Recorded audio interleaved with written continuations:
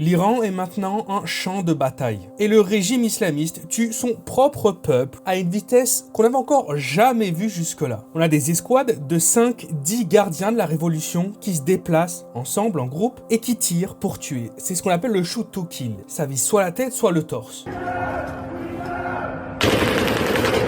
On a les premiers chiffres qui tombent, certains vont annoncer 2 à 3 000 victimes en seulement quelques jours, mais de plus en plus d'associations, de plus en plus d'experts annoncent plutôt déjà dépasser les 12 000 victimes. Je sais pas si on se rend compte quand même, on parle de 12 000 personnes qui se sont fait tirer dessus par leur propre gouvernement et qui sont morts alors qu'ils avaient simplement besoin d'expliquer que ça fonctionnait plus pour eux, il fallait que ça change. Et malgré les balles, malgré la répression, la révolution ne s'est pas du tout arrêtée, loin de là. Et le monde entier est en train de se réveiller d'ailleurs. On a le chancelier allemand qui était le premier à annoncer que d'après lui, le gouvernement allait bientôt s'effondrer en Iran. Le président Donald Trump, lui, annonce que l'aide est en train d'arriver, mais tout ça, on va le voir dans la vidéo, ça va beaucoup plus loin. Le 8 janvier, l'Iran a complètement isolé son pays. Ils ont coupé toutes les connexions possibles externes, et c'est dans la nuit entre le 8 et le 9 que justement aurait lieu le plus grand massacre depuis le début des manifestations, qui maintenant s'est transformé en révolution.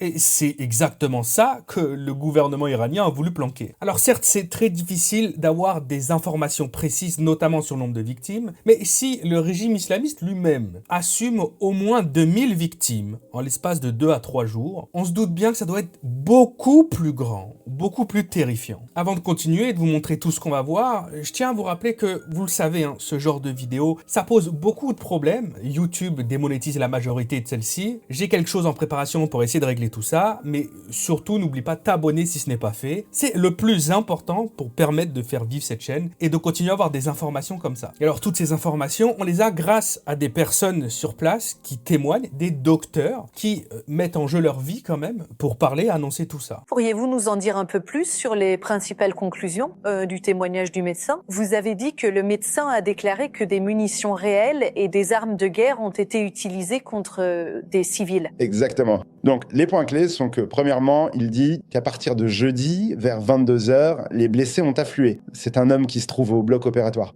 en train d'opérer les blessés. Il dit que la nature des blessures a immédiatement changé. On est passé de balles en caoutchouc, de pistolets à plomb ou de fusils à un coup, à des blessures par mitrailleuse, des blessures de type guerre. Et il a dit que tous les hôpitaux étaient débordés. Ils n'avaient tout simplement pas le personnel nécessaire pour accueillir autant de morts et de blessés. Il a été choqué par la nature indiscriminée des blessures et des plaies. D'ailleurs, toutes les séquences que vous verrez sur cette vidéo YouTube, je les ai faites doubler en français. Donc, n'imaginez pas que j'ai été simplement récupérer des bouts de passage de médias français à droite à gauche. C'est pas le cas, ils n'en parlent pas, ou en tout cas, ils ne disent pas la réalité. Les hôpitaux sur place qui ont réussi à faire passer des messages ont expliqué qu'ils n'avaient plus une seule place pour récupérer les blessés, s'en occuper, ou même simplement, malheureusement, empiler, je suis désolé des termes, les corps. Il y en a trop en fait, il y en a beaucoup trop. Et ça va beaucoup plus loin parce qu'au début, ce qui semblait être des rumeurs un peu trop grossières, eh bien malheureusement ça s'avérait être vrai. Le gouvernement, ou plutôt le régime iranien, s'occupe de garder tous les corps et pour permettre aux familles des victimes de les récupérer, il leur demande une rançon. C'est-à-dire que, littéralement, pour pouvoir récupérer la dépouille de tes proches, tu dois payer jusqu'à l'équivalent de 5000 € au gouvernement iranien pour qu'il décide de te le rendre. Et ça va beaucoup plus loin que ça. Il semblerait aussi, là c'est une information qui est beaucoup relayée, mais moi j'en ai pas vu de preuve, le gouvernement demanderait un supplément de thunes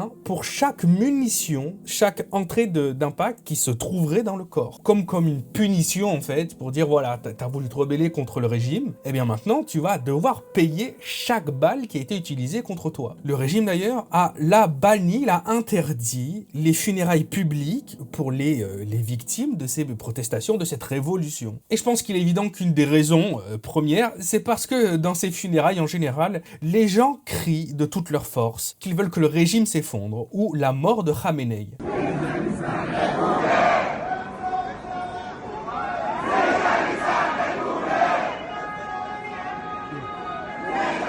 Le régime, évidemment, ne fait pas que simplement tuer les personnes dans les rues, mais il les arrête aussi. Et ces personnes arrêtées ont un destin bien triste, c'est la peine de mort, voilà. Khamenei a annoncé que les personnes participant à la révolution étaient simplement des ennemis de Dieu. Et donc il n'y avait qu'une seule réponse à ça, quand tu es un ennemi de Dieu, eh bien c'est la mort. Et c'est comme ça qu'à partir du 14 janvier, donc la veille de là où je sors cette vidéo, les exécutions ont commencé. Et on a déjà des personnes qui sont fait arrêter et qui ont été exécutées par le régime islamiste. Ces personnes n'ont aucun procès, aucune charge retenue contre elles. Elles sont ennemies de Dieu en fait. Donc c'est pas simplement des personnes qui auraient été sélectionnées particulièrement parce qu'elles auraient, tué des membres du gouvernement ou la police ou les membres de la révolution islamique. Non.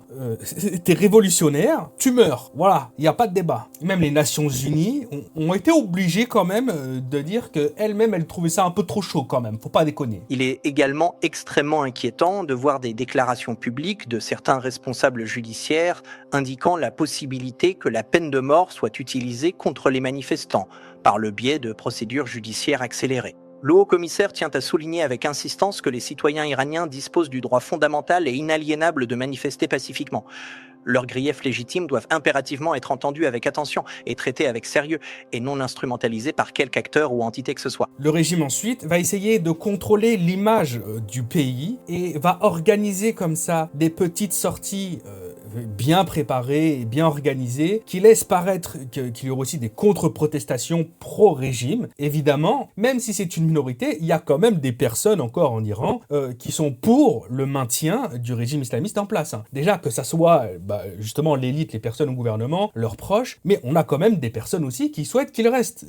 On n'est pas sur un ratio de 100 pour 0. Il y a encore des gens qui voudraient que le régime reste au pouvoir, même s'ils sont plus très nombreux. Et donc le régime en place va organiser ces sorties pour les filmer et les passer à la télé iranienne. Souriant et saluant, la main sur le cœur, le président iranien Massoud Pezeshkian défile aux côtés des foules que le gouvernement a appelé à manifester en soutien. Trump va donc annoncer publiquement que tous les pays qui continueront à faire de l'échange commercial avec l'Iran se verra appliquer un tarif de 25% entre les États-Unis. Voilà. Donc. Et c'est pas un simple message de communication comme ça, il a dit que c'était appliqué dès maintenant. Et puis ensuite, il va mettre d'autres messages en soutenant le peuple iranien qui mène sa révolution et en leur disant que l'aide des États-Unis est sur le point de débarquer et qu'il faut qu'ils tiennent le plus longtemps possible. On a le président iranien qui va commencer à faire des apparitions aussi à la télé en disant que cette pseudo-révolution, ces manifestants sont en fait tout simplement des terroristes.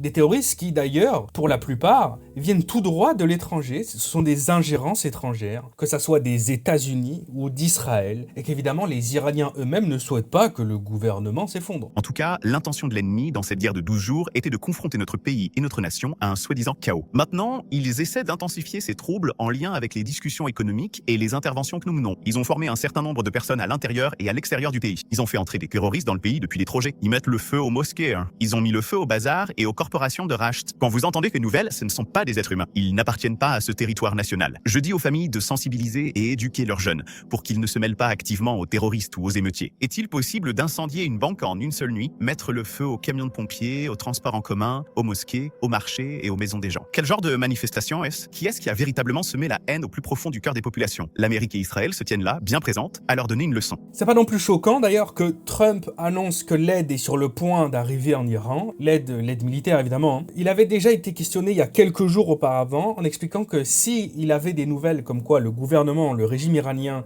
tuait son peuple, il interviendrait.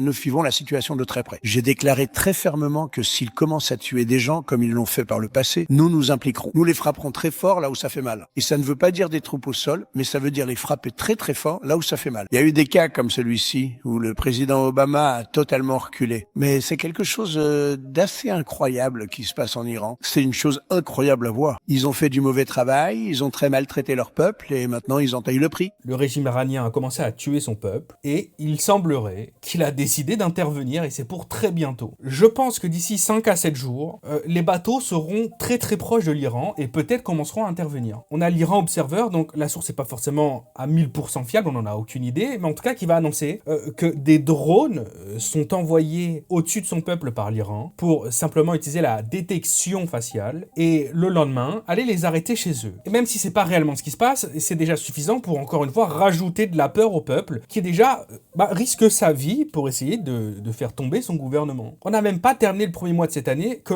l'inflation en Iran, même si évidemment dans cette situation, il y a tout qui pète puisque tout est bloqué, tout a fermé. En moins de 2 semaines, le prix des œufs a plus que doublé. Le prix de l'huile a plus que doublé. Le prix du poulet a presque doublé. Et le riz a augmenté de 30% déjà. Sans parler du fait que, évidemment, le rial iranien ne vaut plus rien. Aux dernières nouvelles, on était à $1 USD, $1 américain, pour 1 500 000 rials iraniens. Et ça, c'est une totale singerie, hein, parce que là, on se concentre sur le fait que les personnes sur place se font tirer dessus parce qu'elles souhaitent plus être dirigées par les personnes au pouvoir, mais actuellement, elles n'arrivent plus à boire, elles n'arrivent plus à manger non plus. Et il y a encore un gros point que j'ai pas abordé dans cette vidéo, mais qui a une ampleur massive hein, quand même, c'est que les personnes sur place sont en train de cramer toutes les mosquées, vraiment toutes les mosquées du pays.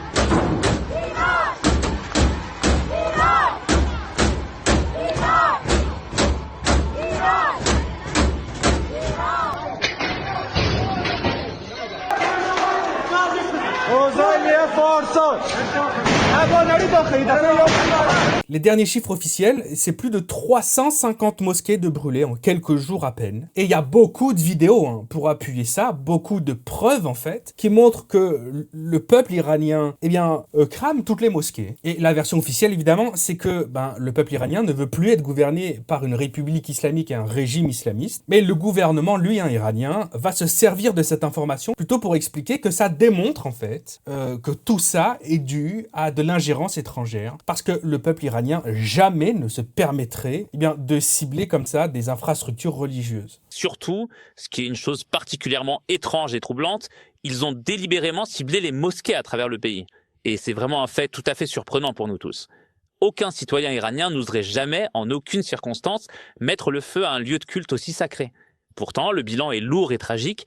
Pas moins de 350 mosquées ont été ainsi incendiées et détruites par les flammes. J'ai déjà de toute façon débattu et expliqué tout ça, décrypté cette situation dans la vidéo que j'ai sortie il y a quelques jours, qui est très complète sur le sujet. Mais on se retrouve avec la grande majorité des médias français qui vont nous apprendre qu'en fait, si le peuple iranien brûle les mosquées, ce n'est pas pour brûler des mosquées, mais parce que toutes ces mosquées sont utilisées par l'armée iranienne, ou plutôt les soldats de la révolution islamique, et que du coup le peuple, en faisant ça, il veut simplement brûler les QG du régime iranien. Ce qui n'est pas réellement vrai. Hein. On a certaines mosquées, certes, qui étaient utilisées comme QG par les membres du régime, mais pas toutes les mosquées du pays. Hein. Faut pas déconner. Le peuple actuellement, il veut complètement changer la donne, et il veut surtout se débarrasser d'un régime qui n'a fait que les oppresser depuis qu'il est au pouvoir. J'en ai déjà parlé, mais il y a beaucoup de gens sur Internet qui aiment beaucoup écrire que la religion de l'Iran, là-bas, c'est pas l'islam. Et techniquement, c'est vrai. C'est vrai. Les Iraniens, c'est pas des Arabes mais des Perses, et c'est vrai qu'ils n'étaient pas musulmans à la base. Mais faut pas déconner, ça fait quand même plus de 1000 ans que la religion s'est installée là-bas. Là où ça pose réellement problème, c'est quand plus récemment, l'islam est appliqué d'une manière très différente, et notamment avec l'application de la charia. Ça par contre, c'est jamais très bien passé, faut être honnête. L'Iran jusqu'à maintenant, c'est un pays qui produit beaucoup de docteurs, beaucoup d'ingénieurs, beaucoup de personnes très intelligentes, mais en plus de ça, avec l'arrivée des réseaux sociaux, c'est un peuple qui n'a pas forcément accepté d'être dirigé de cette manière. La femme, jusqu'à il y a pas longtemps, était libérée, hein, et maintenant, elle peut plus sortir sans permission. Si tu sors dehors pour protester contre le régime en place, tu te fais tuer. Ça pose problème. Donc quand les médias français annoncent partout que certes les lieux de culte sont visés, mais que c'est par proxy et qu'en fait c'est le régime qui veut le cibler, c'est un peu débile parce que le régime lui-même représente la religion. Ils ne font qu'un, je le rappelle, mais le pays est dirigé par un guide suprême, Khamenei, qui a appliqué la religion au sein de toutes les lois. Donc je pense qu'il y a une nuance à saisir quand même. C'est les deux en fait. C'est les deux. Le régime est visé, mais les lieux de culte en tant que tels, eux aussi. Enfin bon, les médias français aussi, hein, qui vont pas pouvoir s'empêcher de casser du sucre sur le dos d'Elon Musk. Elon Musk, qui a quand même inventé Starlink, la seule méthode qui est utilisée actuellement pour qu'on puisse avoir des informations de ce qui se passe dans le pays en Iran. Starlink d'ailleurs, hein, qui est interdit en Iran depuis de nombreuses années. Hein. Si tu te fais choper avec un Starlink, tu finis en prison de nombreuses années, voire tu finis avec une peine de mort sur le dos. Bon, et bien la France va se délecter que Starlink apparemment ne fonctionne pas si bien que ça en Iran. Et Starlink, Christophe, qui n'est pas iranien, qui était présenté comme l'arme ultime contre la censure numérique, ne fonctionne quasiment plus ou presque plus. Ça veut dire que le régime islamique est parvenu à briser le mythe d'un système censé incensurable ? Oui, avec des moyens sophistiqués. Première technique, le brouilleur de GPS. Starlink, il faut savoir, utilise le GPS pour orienter le faisceau du satellite vers l'antenne au sol. En brouillant ce signal, on perturbe la connexion tout simplement. Mais cette méthode, elle a un gros défaut, elle perturbe aussi tout le reste, y compris, pourquoi pas, le trafic aérien. Il semble donc être passé à une étape supérieure. Kalinka, surnommé finalement le tueur de Starlink et qui est utilisé en Ukraine pour aveugler les drones, il a une portée relativement limitée. Il est fixé sur des éléments mobiles comme des camions et avec ça, on éteint numériquement toute une zone. La promesse sur le papier, elle est simple, un Internet accessible partout, y compris dans les zones les plus reculées, y compris dans les dictatures. Et donc, un blackout, c'est quand même une assez mauvaise publicité pour Starlink. Et c'est complètement débile parce que eux-mêmes l'expliquent qu'en vérité, si Starlink a arrêté de fonctionner, c'est parce que l'Iran utilise des méthodes militaires en fait. Ils font péter des bombes. Mais là, actuellement, à part Starlink, il n'y a rien d'autre sur la Terre qui pourrait fonctionner en fait. À quoi ça sert d'aller casser du sucre sur le dos d'Elon alors qu'en vérité, lui, il a rien fait dans l'histoire. On va aussi avoir des rassemblements où des femmes vont ensemble brûler leur voile.